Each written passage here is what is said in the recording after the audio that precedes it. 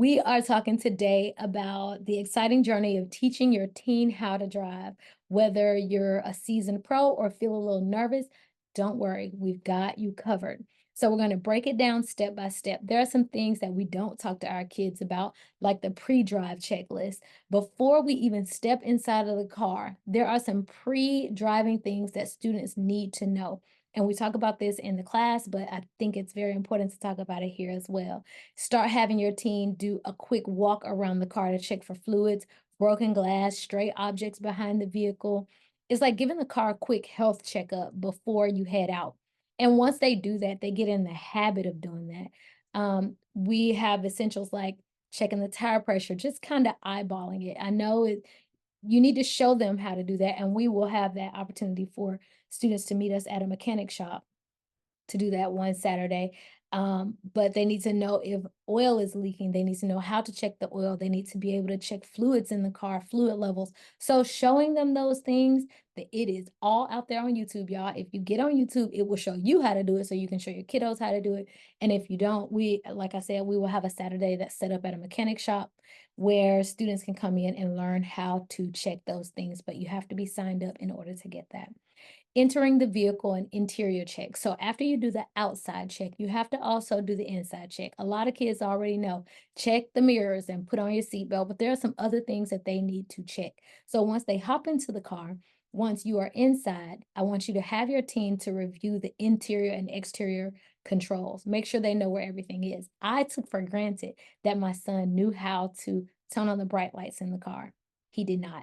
Not when we first got started. He does now, of course, but it's really important that he knows how to flick them and he knows how to leave them on. So you need to do the same thing with your children. Make sure they know the lights, where the gauges are, all the buttons that we sometimes think we know, but we don't, like that little the little when the wheel is going straight and then it goes like that. Nobody knows what that means. I do, and we'll talk about it in class. But let them practice switching things on, switching things off to get comfortable with the controls. You can start doing this when they're 13 and 3/4, 14 and 3/4, showing them those things that they need to know in the car without driving. Now, once they get their permit, then they can start with the next. But as of now, they just need to, you just need to go with them through those little things. Now, let's talk about seating position. Your teen should have their backs firmly against the back of the seat with at least 10 inches between them and the steering wheel so that the airbag is aimed towards their chest, not their face. So this will give them maximum safety. At the top of the steering wheel, they should not have their hands, and the steering wheel should not be higher than their shoulders. So make sure that when they get in, I know we all learned 10 and 2, but now with airbags, 10 and 2 is not the safest thing for them to do. So when they're positioning their hands, 9 and 3 or 8 and 4. And y'all, 8 and 4 is very weird to me. But if you look inside of this book, we go over this in chapter 2 in the class. 9 and 3 and 8 and 4, based on what AAA is saying, those are the best places to put your hands due to airbags, and it gives you more easier movement and manipulation of the steering wheel. 10 and 2 is just unsafe because the airbag comes out here and your arms would be blocking. So you want to make sure that the kids know how to place their hands. Their arms should never be straight out. They should have a slight bend in their arms. So have them adjust their seat so that they can do that. So and then show them how to manipulate to maneuver, sorry, between the brake and the accelerator, the brake and the gas. If your teen is on the shorter side, they may need a cushion or pedal extenders, and this will help them to have the right distance from the airbag and not to be too close. And then there's a headrest. You want to make sure that the headrest is right here, right, right here at the bottom of their head. The bottom of it is at the bottom of their head. So it should align with the center of the back of their head. Um, Positioning for the headrest is key to avoid injury. All right, so now let's talk about mirrors. So mirrors, the inside of the mirror frame should be, the inside of the mirror frame should be able to see outside of the entire mirror in the back. Window in the back. It should reduce blind spots and cut out the headlight glare. You might want to have your teen adjust so that they can see. You might want to, without them starting the car, of course, walk to the back, kind of walk out so they'll know where their blind spots are. If you go to the Georgia DES website, it shows you kind of uh, a roundabout like point of where your blind spots are and what you can see. So look at those so that you can explain that to your students. And then it's important that you buckle up. Seatbelt should be snug across the hips and snug across the chest, not touching the neck or the face. And then they can also adjust the little thing on the side to make sure it's properly there. When you are walking behind the car, talk to them about their blind spot. Ask them, can you see me? Can you see me? While your teen is in the driver's seat and you're walking around the front bumper, make sure they know make sure they say, hey, I can see you now, or I can't see you now. And then let them know that when you can't see them, that is where they are on their on their on their blind spot. One thing you can do that kids love is when you walk around the car and they can't see you, let them honk, and that'll kind of give them a visual of I can see you or I cannot see you. Repeat this at the back of the car and on the sides of the car. Have your team measure these distances. It's a great way for them to understand how much they can and cannot see. Okay. So also during these sessions, you want to make sure that you're taking about 30 minutes over 4 sessions to get all this done. You don't need to do it all in one sitting. A lot of people try to rush into it, but you don't need to. Gear practice and getting ready to drive. Now remember, students must have their permit in order to practice driving. Students must have their permit, so that means they have to be 15 and have passed those 2 parts of that test. With their foot firmly on the brake, have your students shift into gears. Explain to them what each gear is used for. It's like leveling up in a video game, but in real life. Because if they think of it as a video game, they're gonna mess up. And if your car doesn't have daytime running lights, make sure those low beams are on because safety is always key. All right, so let's talk about parking lot practice. So once you've got them in knowing how to shift those gears, it is important that students get time to practice away from the street first. Away from the street. We don't need a person that's first time out. They are practicing in the on the road. You don't have that extra brake. You don't have an extra steering wheel. So make sure you are doing the right thing by making sure they have parking lot practice. You can go to a mall, you can go to a school after hours that doesn't have a gate. You can go to a grocery store that doesn't have like an abandoned grocery store like the Ingles up on. Oh wait, no, they're building something there. Let's keep going. All right, so now that we are in the parking lot, have your team move the car into different points with little to no acceleration. The focus here is to have smooth stops and starts. So in my car, the stopping is a little bit different than it is in my son's car. So when my students press the brake, they have to press a little bit harder, but this is giving them practice on slowing down smoothly. Now, when they get into their parents' car, it's probably going to be a joke because they have to learn the vehicle, where to press, how hard to press. And then while you're also in that parking lot, it's time to start mastering steering and stopping. Steering is where the magic happens.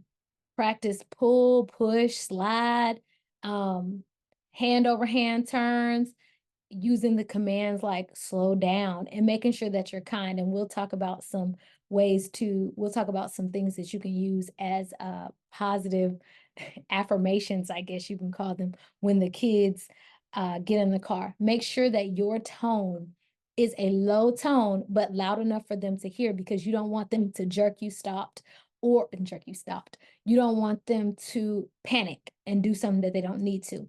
When you are commentating when you're giving commentary to their driving, you want to make sure you say things that are positive, but not always saying, "Oh, good job, but," because is it good job if you have to say, but it's okay to say, "No, that was wrong. Don't do that." A misconception in this world is that everybody needs a trophy. If you're not doing it right, we have to correct it while you have guidance.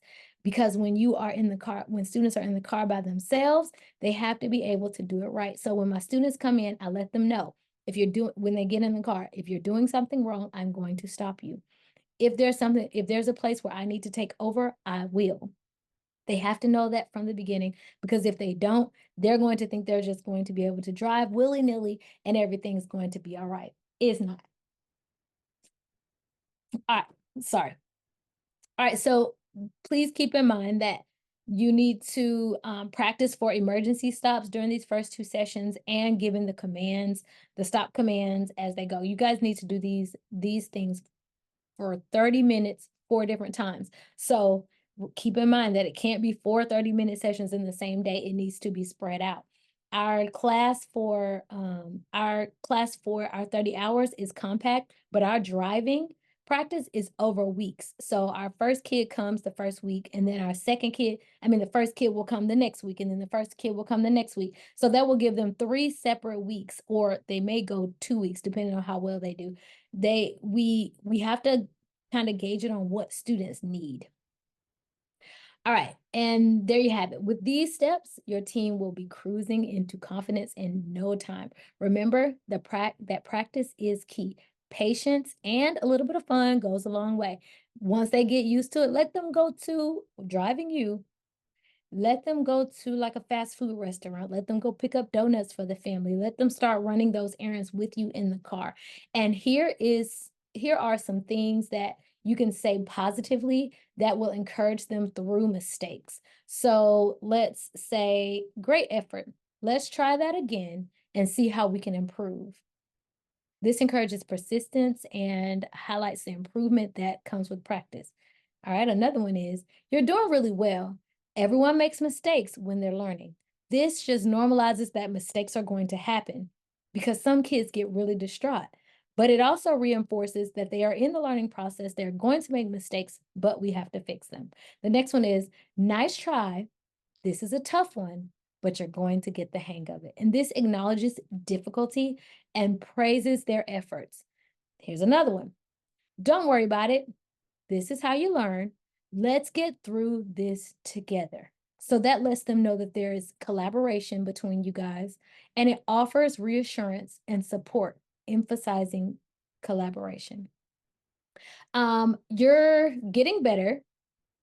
You're getting better with each try, but let's just keep focusing on it until you nail it. So that lets them know we're going to keep practicing this area that you have errors in. Mistakes are just steps on the way to success. You're closer. You're getting closer to mastering this. It's okay to say things like that. Don't jump in and be like, stop. Oh my gosh, you horrible. Like, those are not the ways to encourage students to drive. Here's another one. That's okay. We can take a moment to review this and try something different. That lets them know that just because you didn't get it this time doesn't mean we're just going to put this on the back burner. This is not like in school when you have it's not like in school when you pass the chapter, that chapter's gone and then you don't see it again until the final exam. No, you have to come to help day like you do in school. When we pass this chapter, if you did not pass, we're going to keep revisiting it until you get it right. Another one is, I can see you're really putting in the effort. Let's break it down and try again. This recognizes the efforts and suggests a step-by-step means approach to learning. Make sure, one question I ask my kids is, how do you feel like you learn best? A lot of times you'll know your kiddos better. And you'll be able to use what you know about them. Like, I know my son, his love language is words of affirmation. So I affirm him, but I also give him those extra learning pieces. You're learning so much with each experience. Let's keep going. And the last one is to remember, every great driver started just like this. You're on the right track. If you use those 10, it will give your children confidence when they are in the midst of pain.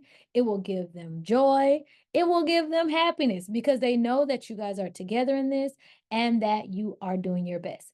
Keep in mind, we are Best Route Driving Academy, and we are located in Snellville, Georgia. These things can be used all across the states, these 10 little affirmations or these encouraging phrases.